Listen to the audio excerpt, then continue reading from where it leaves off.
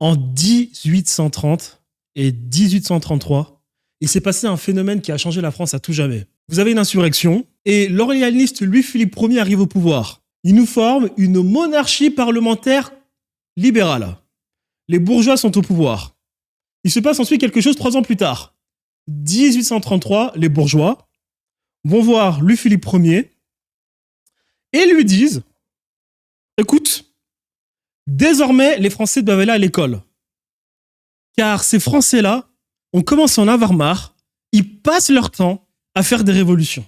Donc c'est dangereux pour nous, on a finalement pris le pouvoir, on a finalement chassé les Bourbons. » Louis-Philippe Ier, qui en réalité ne dirigeait pas la France, accepte. On a forcé les Français à aller à l'école. C'était devenu obligatoire, si je ne m'abuse.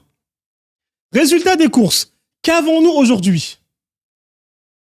Il s'est passé un phénomène très intéressant il y a quelques mois. Des gens s'intéressent à la vie de Macron et de Brigitte. Des gens s'intéressent à ce qu'il y a entre les jambes de Brigitte. J'apprends même carrément que nous avons en France aujourd'hui des brigittologues. Donc tu te lèves un matin et quel est ton métier ou bien quelle est ton activité du quotidien ? L'activité dans laquelle tu passes le plus de temps ? Savoir la vie de Brigitte Macron et qu'est-ce qu'il y a entre ses jambes. Voilà les résultats de cet événement en 1833 qui, visiblement, a bien marché.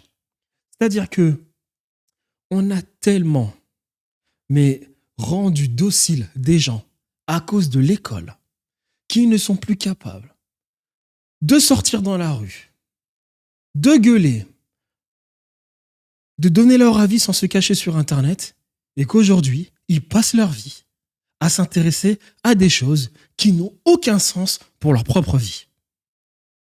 Voilà la République.